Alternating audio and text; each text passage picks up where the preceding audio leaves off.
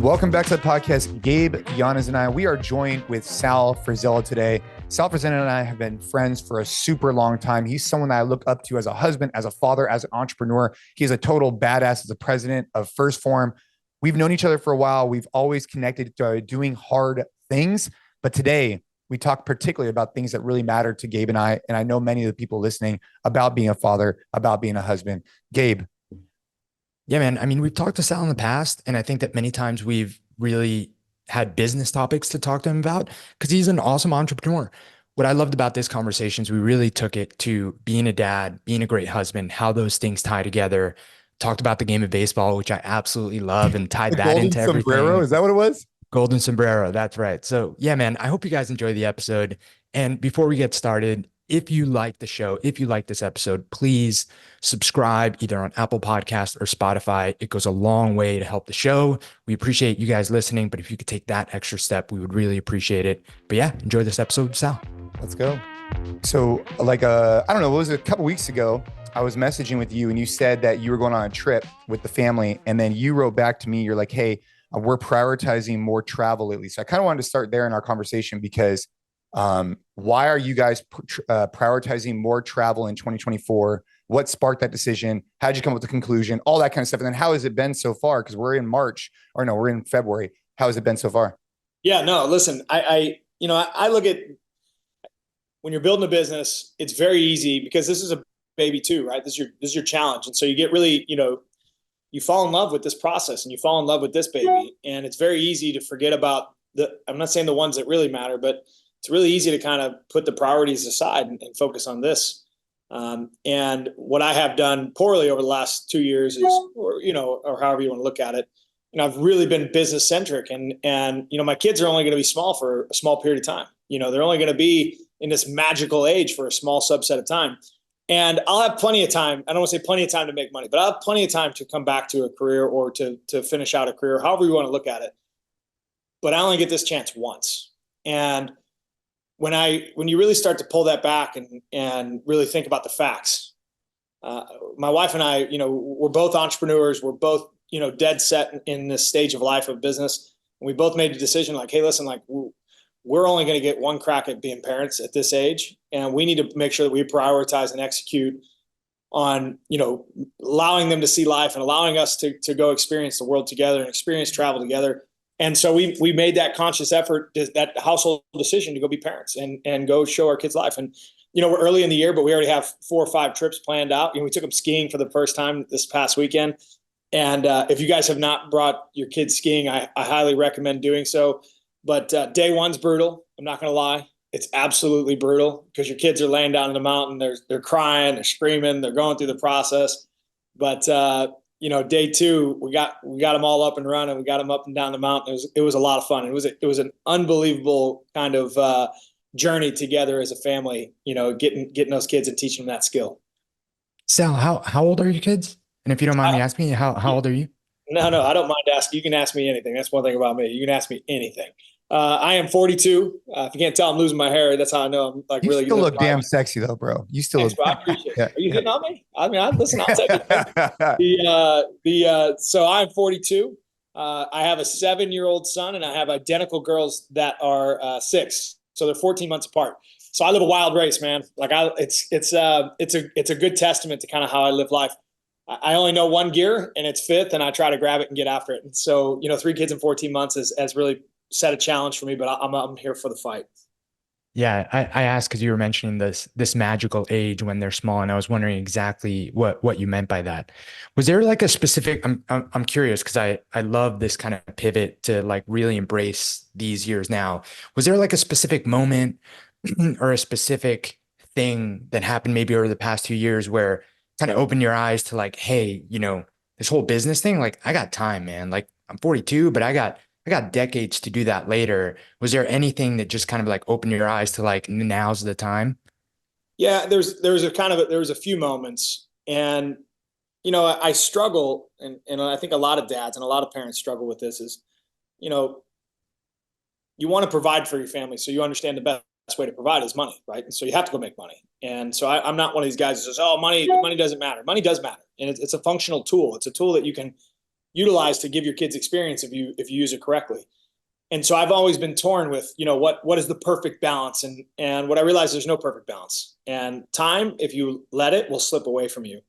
And health is not a guarantee, and accidents do happen. And I had a friend of mine who suffered an accident. He had a stroke, and a young guy. He's one of my mentors. He's a younger mentor.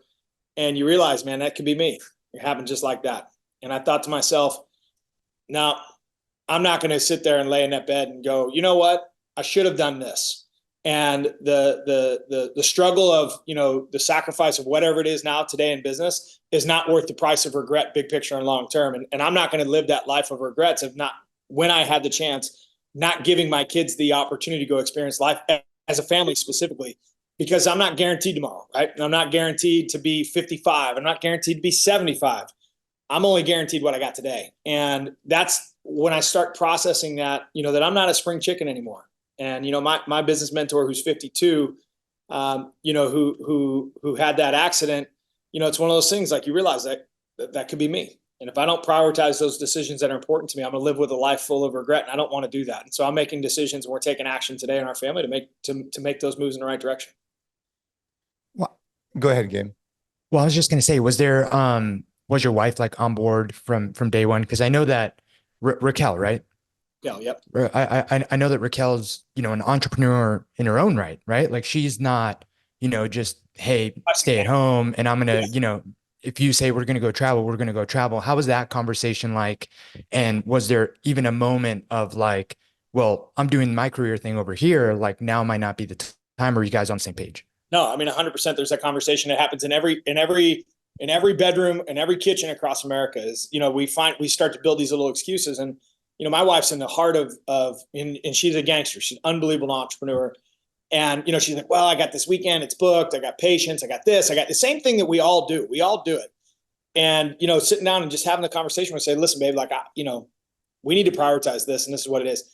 And when you have a good, strong marriage or a good, strong relationship, being able to listen is a superpower. And she has that superpower. And always, we have a really good communication chain. And, when I kind of broke it down and said it, and she's like, well, all right, what weekend are we going to go? And it's, well, what are we going to move around to make these things happen?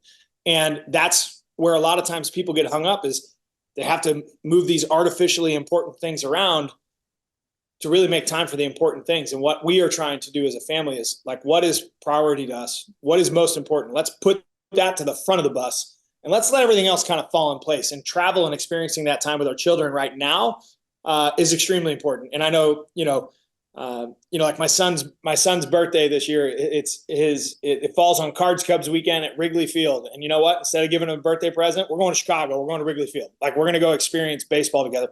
My girls, for their birthday, they want to go to the American Girl store, and experience. Okay, we're going to pack up, and that's where we're going to go. We're going to go experience life. And, it's not about convenience. It's about prioritization and, what's most important to us and how do we execute on it? Dude, I love the prioritize and execute. You're using some of those echelon front terms. Yeah. It's hard not to say that. JP Janelle, JP's. Yeah, JP and Leif. Your relationship with Raquel, obviously, I've known you for a really long time. We've spent a good amount of time together. And one of the things that, dude, that time in Cabo was just like, so anyways, we had a great time. And one of the things I've noticed from that time in Cabo, dude, we had a great time in Cabo. But before you get into it, this is how the world works. This is really cool. So Jason came in and did my brother's podcast. He had just released his book. And we'd met and we were sitting there talking, and we were just kind of like, now mind you, never met, never crossed paths, both in a similar industry. And we were done and we were chatting, and I was like, hey, I'm actually getting ready to go to Cabo next week. And he's like, me too, and he's like, where are you going? And said the Pedregal. He said, me too, and we just happened to be going to the same destination at the same hotel at the same time. And I just met him 3 days prior. Like, I don't think it's by accident. Right. And so you learn to listen to those things. And Jason and I have maintained an unbelievable friendship over the last, 8 years, something like that, Jay? Yeah. And it's cool. I get to watch his family grow up. We maintain, we get to do stuff like this. And it's been, life is neat, but you got to listen to it. You got to pay attention to it. And I realize it's not by accident. Well, and from my time with you, and something I try and pride myself on with our relationship too, is like trying to hold that, like, like mine and Ashley's relationship, trying to hold that like as number one, because if we don't show up well for each other, then we can't show up well for the rest of the family. It's not that we're not prioritizing the kids, of course, but we need to be in lockstep. We need to be communicating well. We need to make sure that we're focusing on our relationship as well, because if we just get focused on the kids or just get focused on the business, all of a sudden when our relationship starts to, not derail a little bit, it impacts all of those other things as well. So I'm curious, like, especially with her being as entrepreneurial and so talented at what she does, and you obviously being really talented at what you do, are you guys implementing any specific things, or is it just like, hey, look, we got to communicate well? Anything in particular that shines out? Yeah, no. I mean, there's a few things. One, we do communicate well, and I think a lot of times people they underwrite the power of communication, and they really don't understand how impactful it can be to life. And for that, whether it's in business, whether it's in your friendships, but specifically with your marriage, is learn to communicate directly and compassionately, and understand that we have to be on the same page if we're going to row in the same direction and get to the same destination, right? We have to be on the same page. And if we're not, what happens is you get these conflicting messages, and it wrangles down, through your children and just in life in general. It makes life is hard, man. It's a hell of a lot harder when you're not on the same page with your spouse. And so when you can learn that communication and getting on the same page up front, that's the most important piece you can do. And then how can you reinforce that? By doing mandatory date nights and spending time together. So that travel that we have together as a family is not just us and the kids, it's us too, and saying, like, we don't like leaving our kids at home, but I understand the magical piece of having a great marriage and making sure that the romantic life is there, and making sure that the bond is still there, because it was us before we had kids. And when the kids go off to college and they go start their own lives, it's going to be us if we choose to make it that way. And it's a choice. And I think a lot of people where they stray is they say, well, this is the time to raise the kids and we'll come back to being us. And when they come back to being us, they're not the same us. And I don't want that. And my wife doesn't want that. And we've communicated that to each other. And it's important for us to prioritize each other and prioritize our marriage so that we can be on the same page, so we can raise good kids. And so that when they're off and hopefully living their own lives, in a positive manner, we can go back to maintaining our relationship, us, right? But we've never lost it in between. And so we've constantly maintained and put that effort forth to make sure that we're prioritizing each other. I think that's the biggest thing. It takes a lot of work. And I think sometimes it's easy to underestimate how much maintaining all relationships take work, especially the one with your wife, man. Like, you're both growing, trying to figure stuff out. So we had our first son a year and 2 months ago at this point, and we're about to have our second right here, right after in April. So it's been like a very action-packed like time of growth for the two of us. And communication has never been more important, because kids don't come with instructions, man. Like, this whole parenting thing, you read books. Luckily I have Jay. Like I have really good other dads in kind of my circle that I've seen, and I try to model how I want to be based off of them. And I'm super lucky for that. But still, man, like, once push comes to shove, like, you're figuring it out. And I think that this early time is like ripe for resentment to build. It's ripe for, like, who changed the last diaper, like this, that. Everyone's getting pulled in different directions.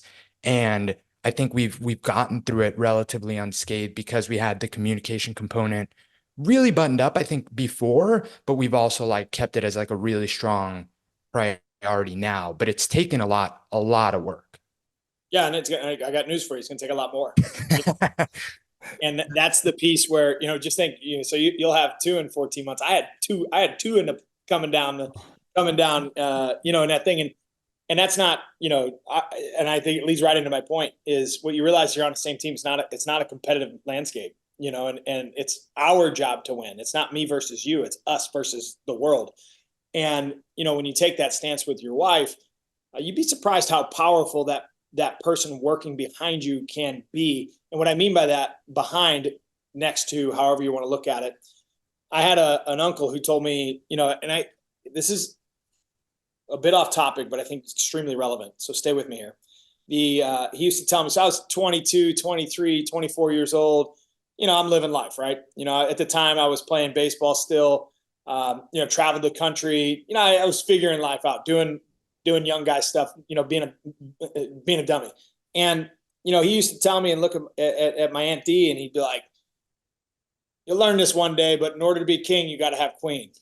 And I'd be like, yeah. What, Uncle John? Yeah, I'm going to go out to the bar tonight. We'll find queen, and that was my mentality of life at the time. And, as I got older, I started to realize like, this is right. And he used to tell me this, consistently all the time. If you want to be king, she's got to be queen. And then he would finish. Then as I got older, he started finishing off, and he's like, you can't be king without queen. That's the whole trick, Sal. And if you want to really king, you have to find a queen that'll allow you to king. And when you start thinking about just that analogy, is understands like, you can't be king of your kingdom without a queen, without a true queen, somebody to go to battle with you, somebody that supports you, somebody that's there for the fight with you. And so instead of fighting each other, you learn to fight life. And that king and queen analogy for me really set in as I got older, because it made sense to me. And because we as males, we want to know all the answers, and we want to know. But the truth is like, we need help, and that best help, at least in my experience, is the person you lay down with at night. It's the person that shares the same value structure and the same DNA in your children. And, you have the same values. When you guys can fight together, not against each other, when I say together, we're fighting in the same direction, the fight becomes a lot easier because you're on the same page and we're working towards the same goal. And unfortunately, a lot of guys, they want to fight with their wife, or they want to prove that they're right versus not getting on the same page. And it makes life a hell of a lot tougher, man. And, we're not meant to know all the answers. We're not meant to know, every twist and turn. And to your point about Jay, is like, I have guys who are right out in front of me. Everybody thinks of a mentor as a mentor has to be 75 years old and live life perfectly. No, find strong men of character that are out in front of you a little bit, and then find a few maybe out in front of them and listen to them and bring them in and ask them for help. And what you realize is, much like, Jason and I's relationship is, that bond is real, man. When you find a good man, somebody you idolize, and you can communicate to him, you can tell him things that'll scare the hell out of you. You can tell them your insecurities. What you realize is you're not alone, and they've gone through that too. And if you find a good one, they'll help you get through it. And, that piece of life, being a father, was very comforting for me, because I understood that, I felt broken because I didn't know all the answers. That's the truth. But what I realized as I sit here as a 42-year-old dad, I don't need to know all the answers, and it's okay not to know all the answers. And it's okay at times not to be okay. But what it's not okay is not to ask for help and not to look around and let somebody know, hey man, I'm struggling. You got any advice for me?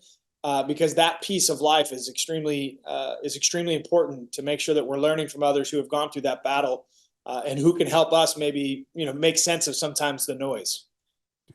The king and queen thing just like hits home so hard for me right now. Like, just so hard, because you're right, man. I mean, everything else you're saying, obviously I agree with, but the king and queen thing, I think if you visualize like that, like, you're right, man. Like, we have a newsletter coming out, that just came out actually when this was released. And it's like, my dad would always tell me, like, the expectation should be that life will be hard. And this way, if you expect that, then when the times are good, dude, you could really embrace it. You could really enjoy it. But life's going to be tough, man. You're going to get different challenges from, whatever, raising kids to a slew of other things. Right. And when you have someone like as close to you like that, like that's in your home, dude, that just super resonates with me, because like Ash and I, we've definitely like gotten closer through trauma, through challenges together.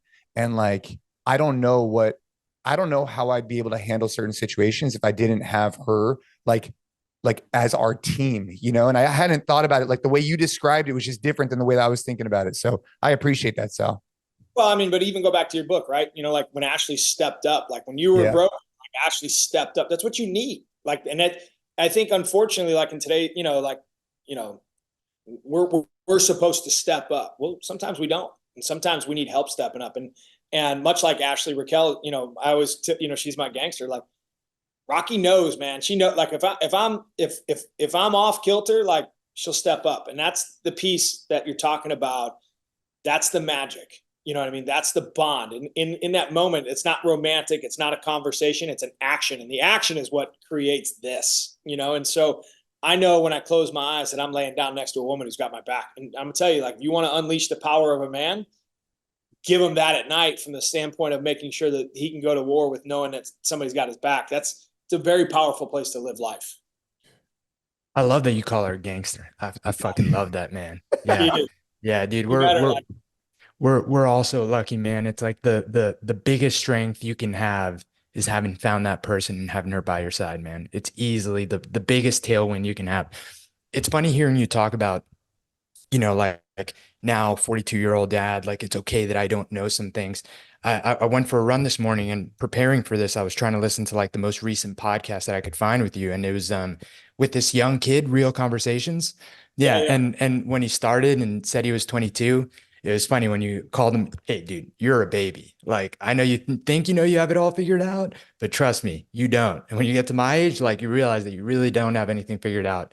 And me Yeah. and Jason have talked about this, man. Like I remember, I think right around, let's see, I was a senior in college. So probably right around 21 is when you reach peak, like I know everything. Oh, hell And yeah. it's so funny to think about it now. Oh man. Anyway, that was cracking me up. It's true though, right? Like, and I think that's, and I kind of use this as almost like a grounding stone for a lot, because I try to help as many young entrepreneurs as I can. I love, the big thing about now is like, how do you coach through business? And everybody's charging to coach in business. And I just believe there's like a philanthropic message of business. Like my job is to go help as many young people as I can. I can't help everybody, but I do my best. And when I was 35, we had a hell of a business. We were doing well. And I thought, man, you know what? I got this thing figured out. 37, I'm a great business guy. I've asked me, I know the answer. At 42, I don't know shit. That's what I realized. And, and it's a very humbling place to be, because, hell, I'm more afraid now at 42 than I was at 35, because I realized like, shit, I don't know anything, and so, but it's okay. And I think to Jason's point, that the lesson that he learned from his dad is, life, the expectation, it's hard. Business is hard. Marriage is hard. Being a dad is hard. Once you digest that and understand that it's going to be hard, everything else falls into place. Like, okay, it's meant to be uncomfortable. And this is why I love the motto, train hard, but this is why I also train hard. This is why you sign up for big things and try to task them. Is the more comfortable you get being uncomfortable, the more you train to be physically uncomfortable, the more normal it becomes, the more that's your average. Right. And so, as I realized, like I've gone through some tough, proverbial tough things, not really challenging life things in general, but that's what it's supposed to be. And when you understand that that's what it's supposed to be, it gets a lot more comforting. It's like, all right, well, when you touch the stove, it's hot. Well, guess what? It's supposed to be hot. If you touch it again, it's going to be hot again, And so the more I realize that it's uncomfortable down in those zones, the better off and more comforting it becomes. I was going to ask you, Sal, something that's been brought up recently on this show is this idea of homeschool. I'm just curious, homeschool versus like your more, I guess, acceptable. I don't even know what the term would be, right? Like with your kids, because Enzo's 7, right? So is he in like, he's in like third, he's like second grade, right? Or something like that. He's a young one. So he's a late June birthday. So we have like the in-between kids. We have August and June.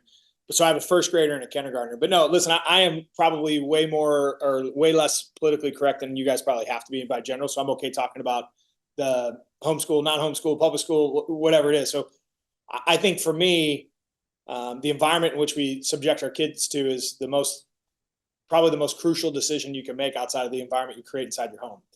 And, I don't know the right answer, right? I can just tell you my experience. And when after COVID broke off and everything was kind of crazy, we actually moved. We moved our entire life outside the city, and we went 25 minutes out, and we found what we thought was the right place for our kids. And, what we realized is that maybe some people were pandering to the opportunity that, oh, these kids don't have to wear masks. Let's open their doors and we'll get more students to come in. It was a great move. However, it wasn't the right place for our kids either.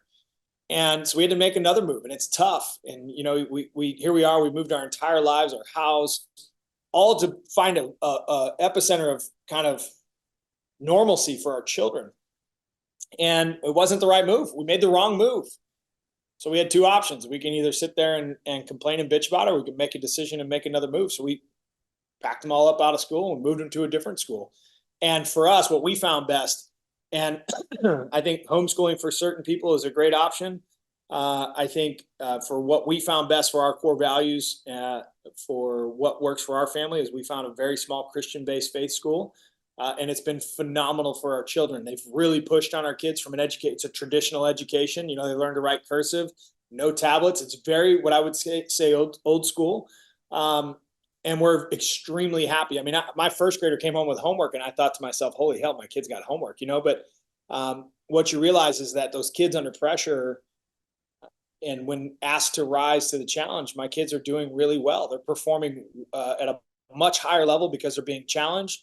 They're learning faith, which I feel a great deal of obligation to as I get older. I start to realize, how important faith is, at least to me and my family, and how our children, I think, should be raised with some type of substructure of religion.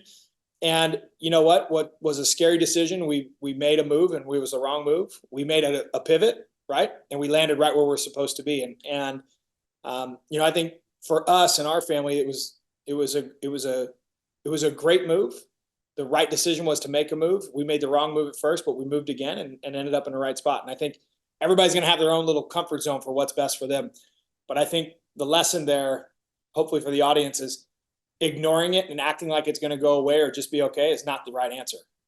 As a dad, specifically, you got to step up and stand up for your children, man. You got one obligation on life right now. And if you're not going to stand up for your children, which a lot of dads don't, they just back down and listen to the noise. Like, I'm not that guy. I'll walk right in the office and I'm not an asshole. I don't go over the top, but the uncomfortable conversation, I am 100% comfortable having. And when it comes to my children and how they're going to be raised and what they're going to be presented, and are they going to put a litter box in the corner of the room? That shit ain't going to happen in my house, and so it's not going to happen where my kids go to school either.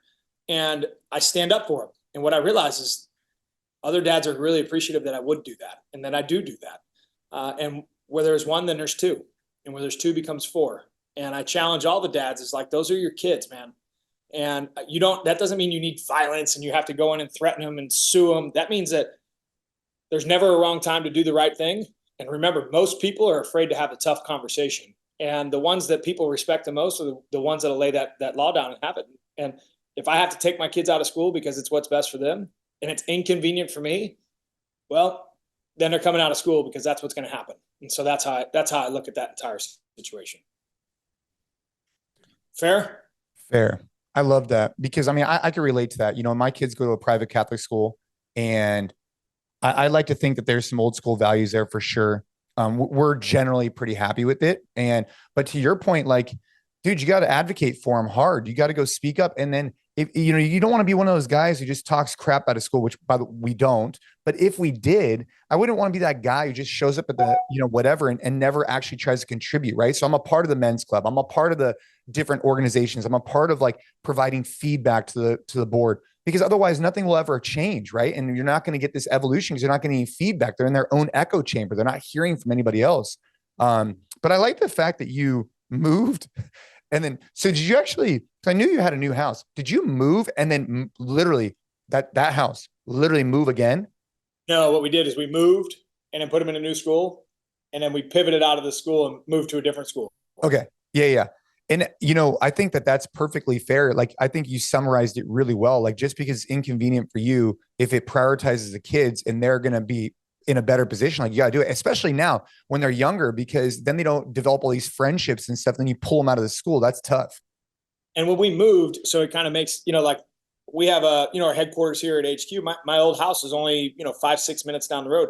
I moved 25 minutes further west to kind of get outside from the noise. Right. And that's what I wanted to. So we made a big inconvenient move. So now instead of commuting 5 minutes every day, I got to commute 25 to 30 minutes every day back and forth, And I know that's in your guys' land, that's, a chip shot. But for here, that's like, like that's a big, people ask me like, hey, what airline flies in every day? That's a big thing out in Missouri. And so, you're realizing like, we made an inconvenient move for our family because we wanted that substructure of unity.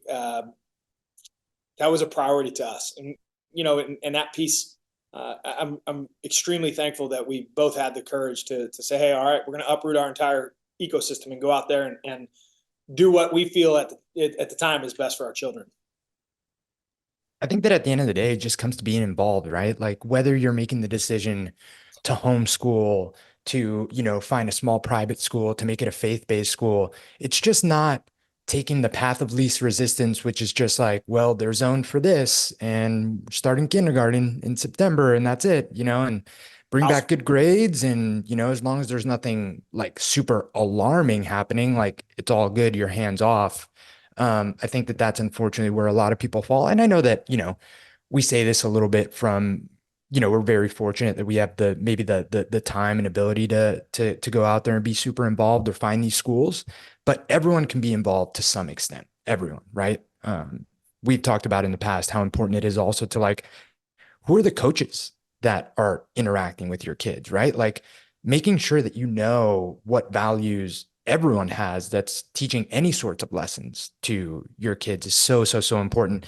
And I'm obviously, quite a few years removed from making those decisions, but super, super important, right? Not just the lessons that you're imparting on your kids, but coaches, teachers, everyone else that's going to have an impact. It's so important. Yeah. I mean, I couldn't agree more. Yeah. Just the environment that you put your children in is your responsibility. And ignorance, to your point, that's their responsibility. That's loser mentality, and when you come back in 12 years and your kids are struggling with a whole bunch of, mixed messaging, it's likely because you weren't involved. And I think, Gabe, your point's perfectly put, is everything that you have that's valuable in your life is tough. Everything, including your children. And when you make those decisions, like they're tough, they're inconvenient decisions. You getting up and running at 6 o'clock in the morning, that's a decision. It's an inconvenient decision that you make. You could lay in bed, but you're deciding to get better, and those things that we value through struggle are what really end up shaping us into who we are as humans. And so, when I think about our children, there's no excuse, and I think about this with youth sports, and you guys probably experienced, Jason. I know you, baseball parents in the Midwest are nuts. Like they're nuts. Even at his age, at like 7, they're nuts. Enzo got cut from a team. I laughed. I'm like, he is 6 years old, man. What are you cutting him for? And I'm laughing like in my head. And but it was a great opportunity, that he got cut literally 6 years old. Like 6-year-olds don't even feel ground balls. And you think about that, and it's like, that's a good opportunity. So now we got involved, and we have a great group of parents, and I have, we have great families. We're prioritizing, that teamwork first. We're prioritizing fundamentals first. If you've never read, and this is for every single dad, coach, human on planet Earth, mom, whoever, if you're coaching, Mike Matheny and he was a Hall of Fame, or he's an all-star catcher for the Cardinals, manager for the Cardinals. He's got 20 years and plus in the bigs. He wrote a letter called the Matheny Manifesto. Have you guys read this? No, but I'm going to write it down right now. Not write it down. Print it out, live by it, and hand it to all your friends and family, and tell as many people as you can.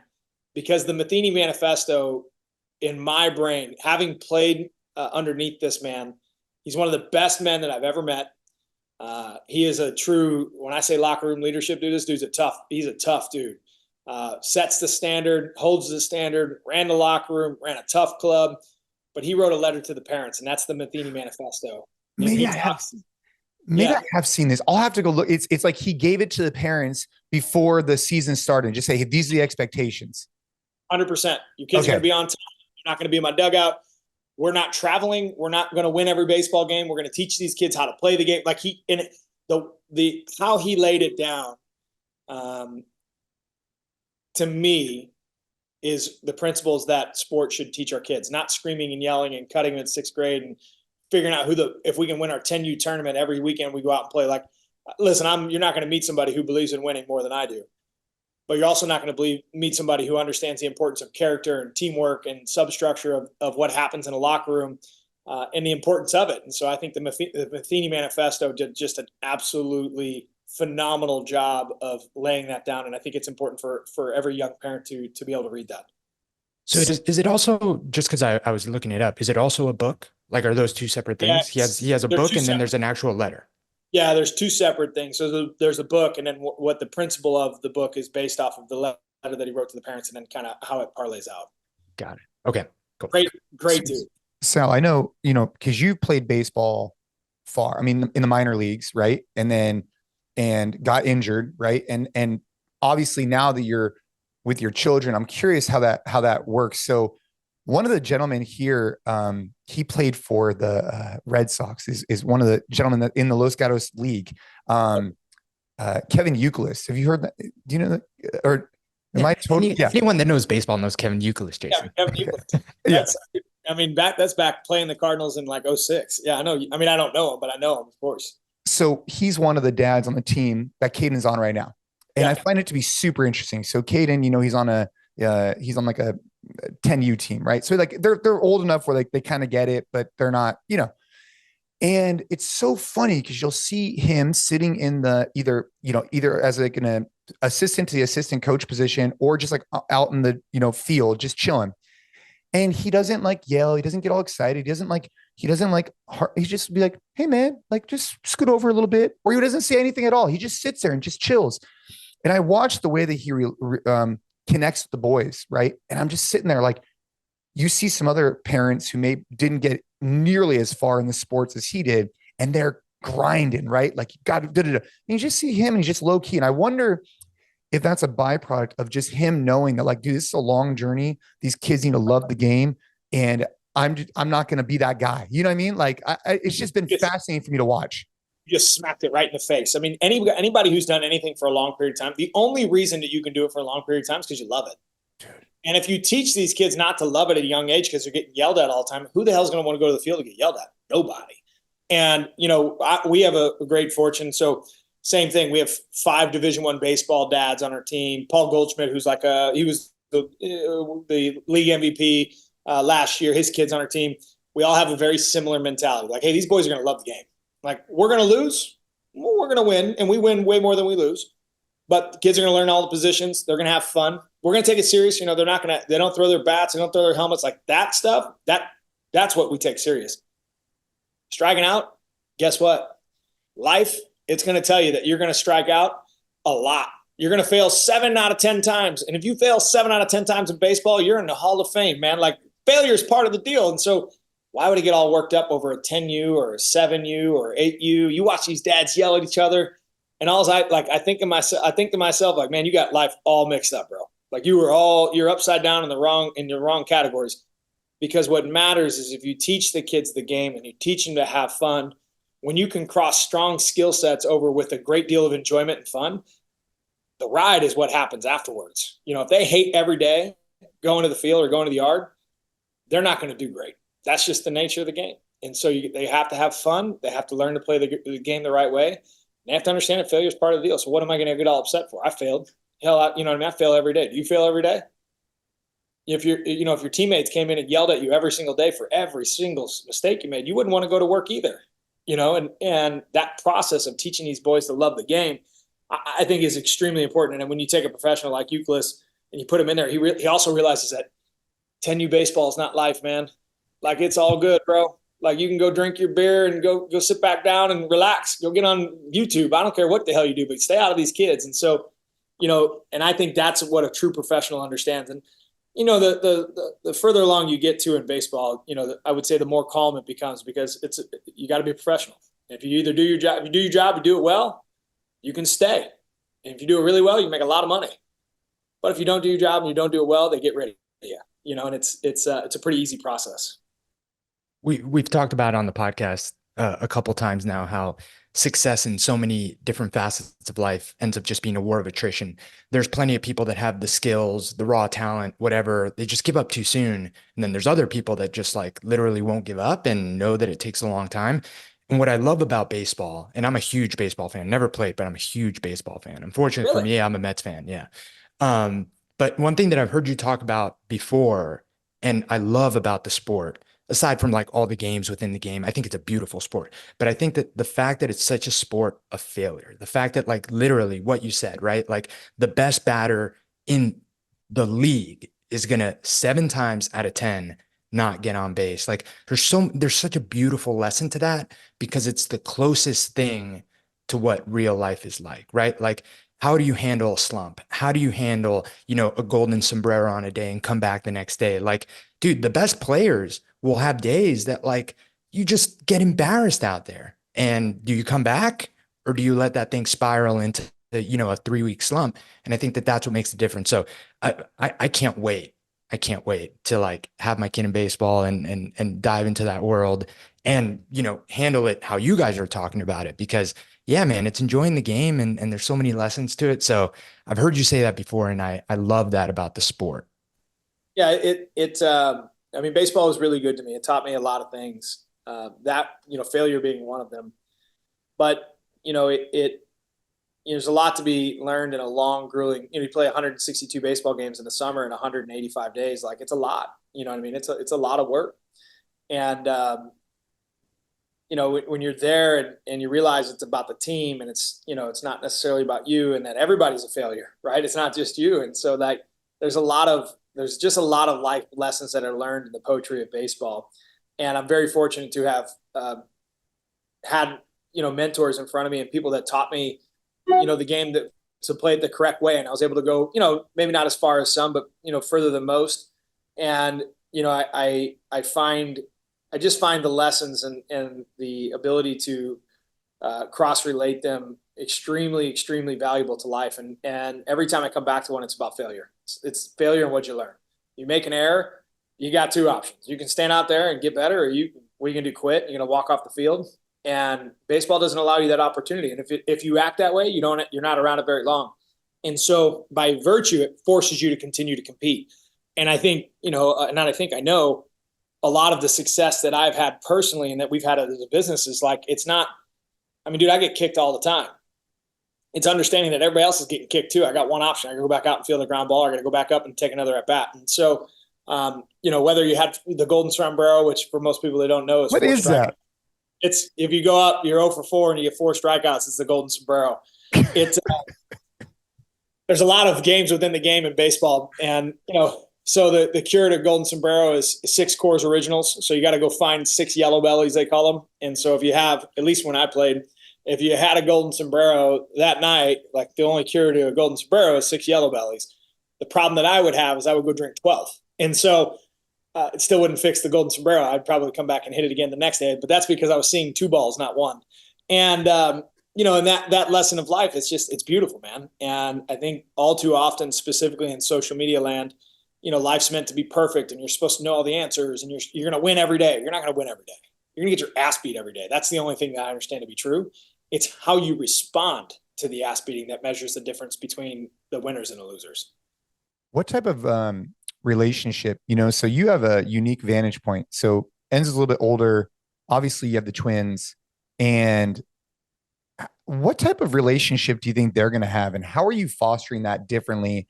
So, I saw you went hunting for, if I'm not mistaken, first time with your son, or at least harvested a deer, which I was like, dude, I was like so fired up for you, bro.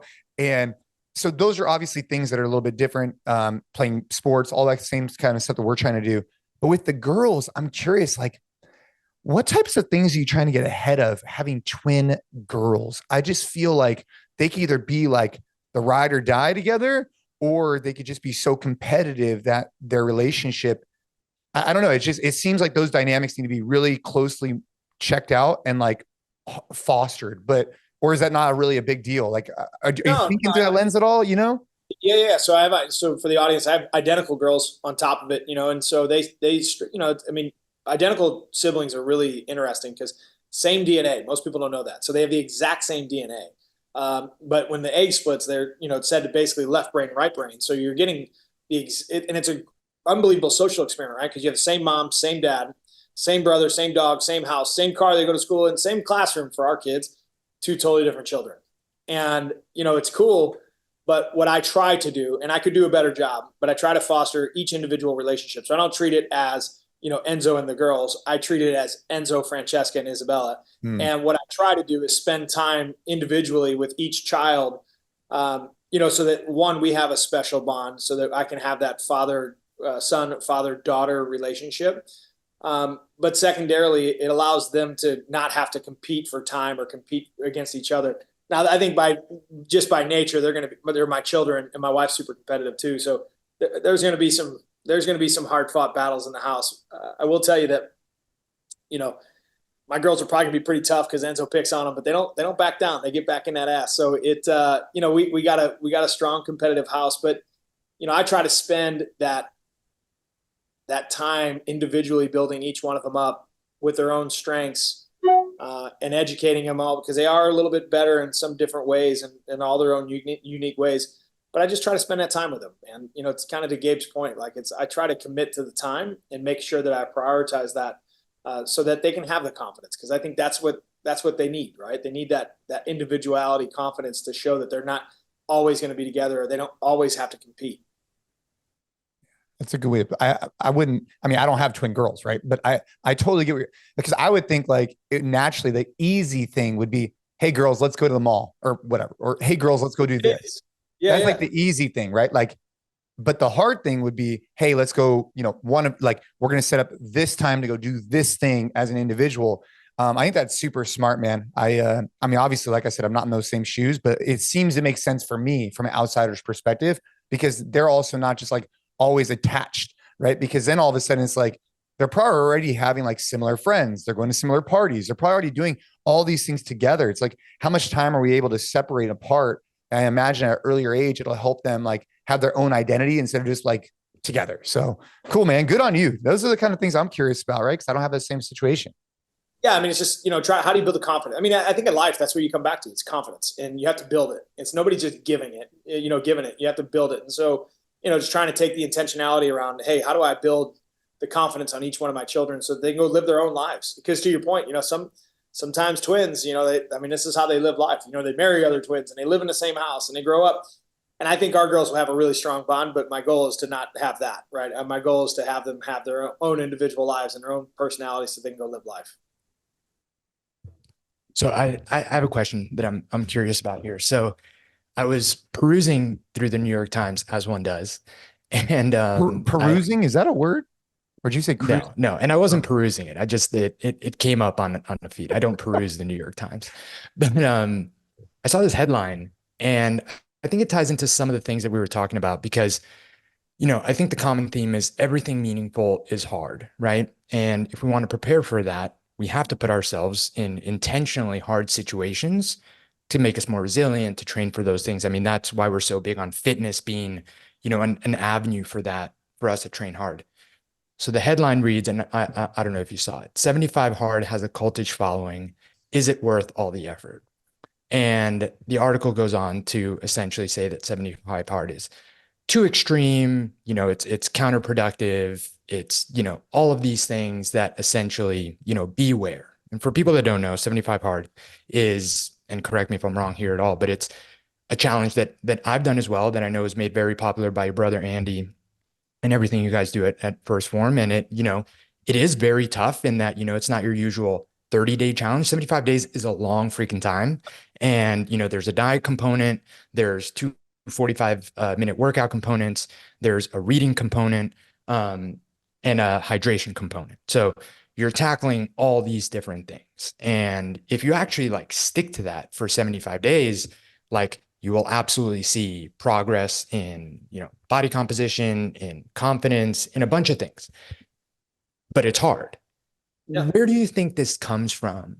Because you see a lot of it now, right? Is things are too extreme, that's too hard, so on and so forth. How did we get to the point where this is a critique of something that I'm sure you've seen have helped thousands of people?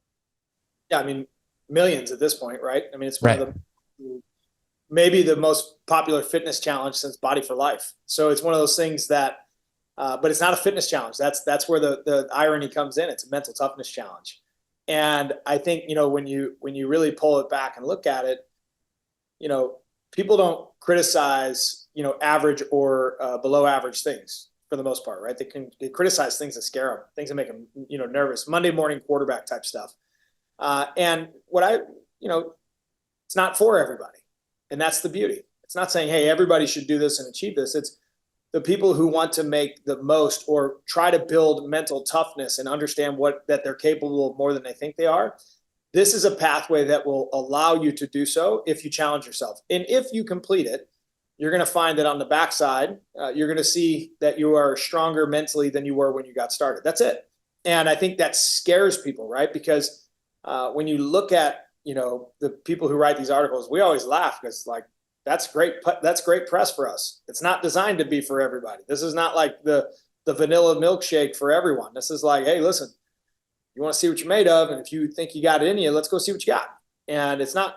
I mean, I can tell you, riding 100 miles with Jason Khalipa on a rocky road is a hell of a lot harder than doing 75 hard from that standpoint, right? Hey, those PB&J sandwiches, I still think about them.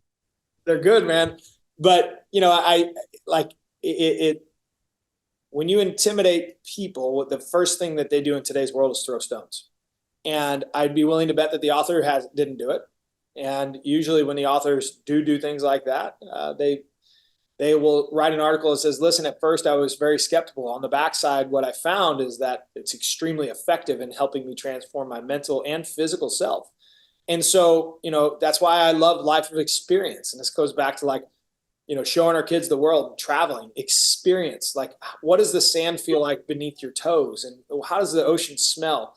You can't write about it. You can only experience it. And, in today's society, we're very quick to judge through a screen, but we're very, very slow to act on what it takes to actually do the work. And so, from that standpoint, I would challenge whomever, author, or whoever, is like, hey, listen, give it a run, see what you got. And, maybe it's not for you, but maybe it'll change your life. And without experiencing it, you won't know. And that part of it, Gabe, if you have done it, and Jason, I don't think you have done it, have you? Not the way it's supposed to be done. So no, I cannot. That's all right. No, that's all right. Jason McCarthy's doing it right now with our mutual GoPro. And, and I think from that standpoint, is it impossible? No, hundreds of thousands of people have done it. And you see all the before and afters. They're fabulous from a physical standpoint of change. But what you don't see is what happens up here, the struggle of, what, man, I kind of want that donut, or I want that beer, or what, nobody's going to see me if I don't actually walk this, this last 45 minutes outside. Nobody's going to know, but And that's the beauty about life, man. Like when you really genuinely got to hold yourself accountable doing some hard stuff, and you allow yourself to progress and push through it, not only are you capable of a lot more, but when you actually do the work, the results speak for themselves. And that's what I love about it. That's what I love about fitness. That's what I love about life, is the work. It cannot be replaced. And if you do the work and you do it correctly and you do it with the right intention, the results will take care of themselves. And all too often we find this today's society is, I'm broken, or I'm different, or they have it easier than me, or they were, whatever, raised with this or without that, without trying themselves. And, when you think about life, like we all have a different starting point, but we're all capable of making decisions to get us further down the road than where that starting point got us going from. And all too often in today's world, we play victim. It's like, well, that's not fair, or that's not for me. And quite honestly, the best thing we got about, we were raised with parents, and we got a dad, come from a blue collar family, raised in the middle of America. Like, quite honestly, I don't give a shit what you think. I give a shit what you do. And so come on out and let's see what you're made of. And so that piece for me, I love. It's our blue collar roots. And, I think the proof's in the pudding. It's in the results are in the work. Yeah. The results are unfudgeable, right? No, I love that, man. Yeah. Yeah. It's funny that I stumbled on that like yesterday, not really on purpose. I was like, I'm gonna ask him about this and see what he thinks. But I love that answer, man. First you'd be in the New York Times or Forbes, and it would come across, and, nature of business, you're like scared. You're like, holy shit, like what's going to happen? Right. And then you realize, like, you know what? Listen, people are going to write things. People are going to say things. And this is life. You're going to go out on your own, and you're going to try new things, and they're going to scare other people, and they're going to make them.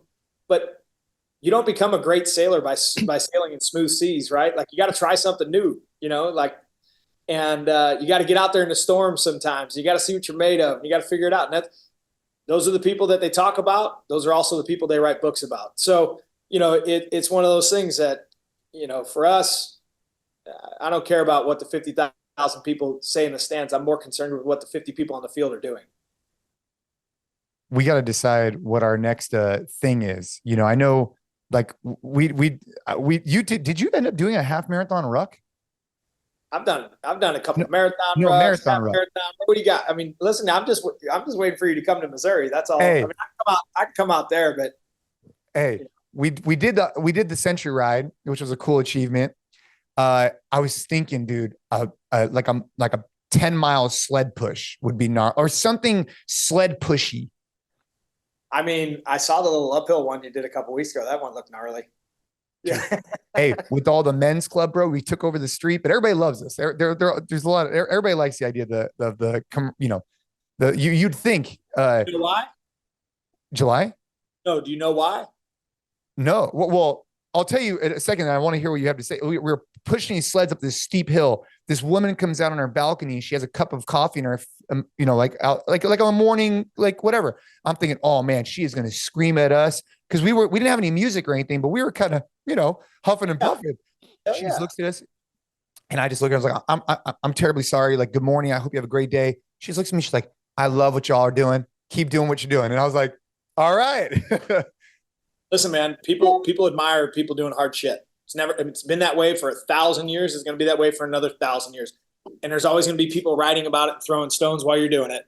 But the truth is they're not willing to do it themselves. And that admirable piece, like that's what makes, that's what makes weak men uncomfortable, is when strong men are willing to train to do things that weak men are not. And I'm not one of these guys that says, oh, we got to go to men's camp and pour water over each other and go sit in the, that's not what I'm saying.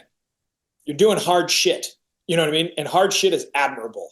And when a female is watching you and, she's probably thinking in her head is like, these are the guys that protect our community. These are the guys that are going to stand up for us. These are the men that are training and willing to do what most men are not.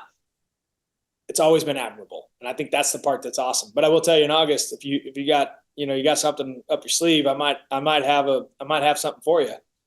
Well, sounds like we might need to hear about what this something is. I'll message you later. I want to hear what this is. I'm always down for a good time. You know that. I know. I just don't know. You know what I mean? Like you got that ocean in your backyard. You better start using it. Oh boy. Yeah. All right. Well, hey, Sal, we want to be sensitive. Muscular, dense people. We want to be sensitive of your time. Dude, I really appreciate you. We're gonna, dude, I always loved connecting with you. I just think that you're one of the guys that just, you live by a code, and I just appreciate it. You do what you say and say what you do. And it means a lot to me through our friendship. So I want to thank you for the time today. Gabe, anything to kind of close us out? No, man. Likewise. We've had conversations in the past. We've done podcasts in the past, and I'm always like ready to run through a brick wall afterwards. So I hope that the listeners get the same, but I appreciate it, man. Well, listen, I appreciate you boys and the opportunity, to spend some time with you guys, and the feeling's mutual. It's definitely a two-way street. Life's cool, and it introduces you to cool people, and I'm proud to call you guys friends and have you in my corner. And you guys know, there's anything I can ever do for you, the audience, whatever, I'm happy to help. But I appreciate you boys, and keep doing that good work and getting them men in good shape. Train hard.